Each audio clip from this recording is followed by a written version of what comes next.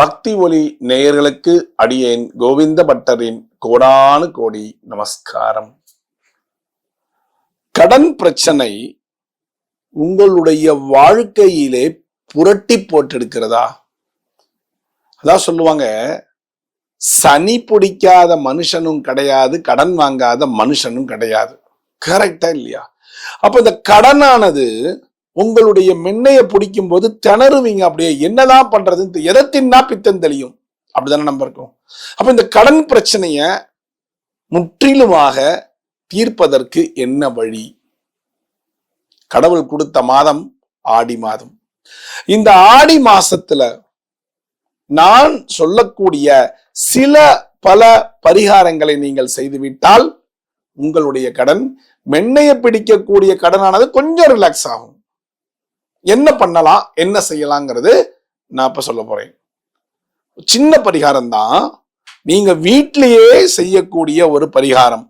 ஆடி மாசம் செவ்வாய்க்கிழமை, ஆடி மாசம் வெள்ளிக்கிழமை, 2 பரிகாரத்தை சொல்றேன். அந்த 2 பரிகாரத்தை நீங்க எடுத்துக்கோங்க, செய்து பாருங்கள். நம்பிக்கையா செய்யுங்க, நிச்சயமா உங்களோட கடனானது கொஞ்சமாவது குறையும், கொஞ்சம் குறைஞ்சிரும். சரி, என்ன பண்ணலாம்? ராத்திரி வேலை தூங்க போறதுக்கு முன்னாடி பாசி பயறு இருக்கு இல்லையா, பாசி பயறு, அந்த பயரை ஊற போட்டுட்டு தூங்கிடுங்க. அடுத்த நாள் காலையில எழுந்து குளித்து விட்டு, அதாவது திங்கட்கிழமை நைட்டு ஊற போடணும், செவ்வாய்க்கிழமை குளிச்சுட்டு வந்து அந்த பாசி பயரை அலசி சுண்டல் பண்ணி வெள்ளத்தை போட்டு, கடுகு மிளகாய் தாளிச்சுட்டு சுண்டல் பண்ணுவீங்கல்ல, அது மாதிரி பண்ணிட்டு வெள்ளத்தை போட்டு தாளிச்சுட்டு சுவாமிக்கு நைவேத்தியம் செய்து விட்டு ஒரு 5 பேர்களுக்கு தொன்னையில 5 பேர், உங்களுக்கு அக்கம் பக்கம் வீடா இருந்தாலும் சரி, யாரா இருந்தாலும் சரி, 5 பேர்களுக்கு அந்த தொன்னையில அழகா கொடுத்துட்டு நீங்களும் சாப்பிடணும். சுவாமிக்கு நைவேத்தியம் பண்ணணும். நைவேத்தியம் பண்ணும்பொழுது நீங்க என்ன நினைச்சுக்கணும்? தூப தீபங்கள்லாம் போட்டு நீங்க என்ன நினைச்சுக்கணும்? கடனெல்லாம் தீர்ந்து நான் ஒரு நல்ல வாழ்க்கை வாழ வேண்டும் கடவுளே அப்படின்னு உங்க குலதெய்வத்தை வேண்டிக்கணும். உங்க குலதெய்வத்தை நீங்கள் வேண்டிக் கொண்டால், குலதெய்வமானது நம்ம குலத்தை காப்பாற்றக்கூடிய ஒரு மிகப்பெரிய தெய்வம். எந்த தெய்வமா இருக்கலாம், ஆனா குலதெய்வம் எனக்கு பெருமாள் தான் நான் கும்பிடுறேன், பெருமாள் கும்பிட்டா கோவிந்தா போடுங்களேன். ரெங்கநாதர் தான் எனக்கு தெய்வம். ஸ்ரீரங்கத்தில் இருக்க ரெங்கநாதர் ரெங்கா ரெங்கா ரெங்கா ரெங்கா ரெங்கான்னு 18 முறை சொல்லுங்க. திருப்பதி ஏழுமலையானவங்க தெய்வம்னா கோவிந்தா கோவிந்தான்னு 18 முறை சொல்லுங்க. இல்ல எனக்கு அம்மன் தெய்வம், அதாவது சில பேருக்கு பச்சையம்மன், பத்திரகாளி, என்னென்னவோ அம்மன் இருக்கும், ஒன்னே ஒண்ணு மட்டும் சொல்லுங்க, ஓம் ஸ்ரீ மகாலட்சுமியை நமக.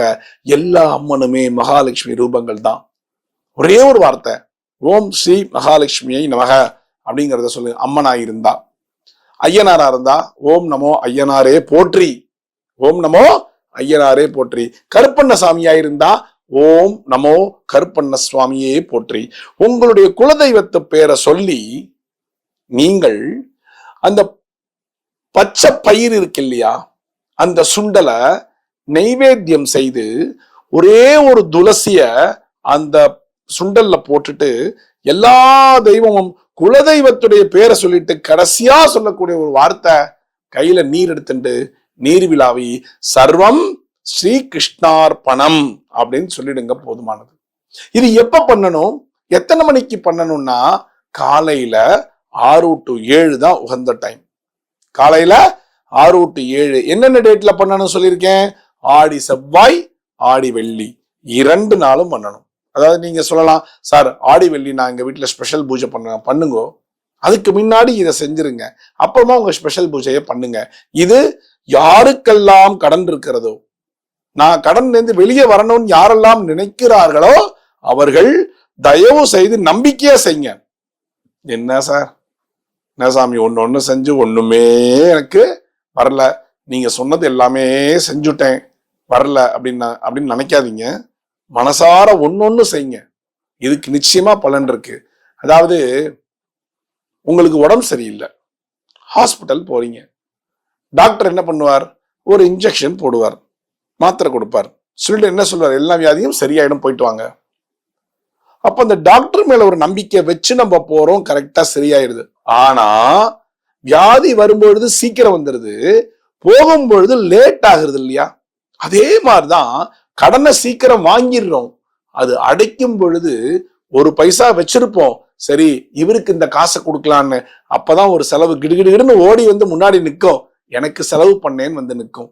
ரைட்டா? இந்த மாதிரிலாம் அவாய்ட் பண்றதுக்கு தான் இந்த பரிகாரம். இது எப்படி செய்யணும்?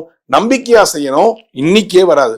எப்படி ஒரு டாக்டர் கிட்ட போய் மருந்து மாத்திரைகள் எல்லாம் சாப்பிட்ட பிறகு அந்த வியாதியானது படிப்படியாக குறைகிறதோ, அதே மாதிரியாக இந்த பரிகாரம் நீங்கள் செய்ய செய்ய கடன் அளவானது கொஞ்சம் கொஞ்சமாக குறைந்து கொண்டே வரும். எல்லாமே நம்பிக்கைதான். நான் என்னுடைய குலதெய்வத்திட்ட வேண்டிக்கிட்டு இதை செய்யறேன், அந்த குலதெய்வம் என்னுடைய கடனை அடைக்கும் அப்படின்னு நினைங்க. அந்த கடன் அடைக்கிறதுக்கான தெம்பு கொடுத்து, உங்களுக்கு உழைப்பை கொடுத்து அந்த குலதெய்வமானது காப்பாற்றும்.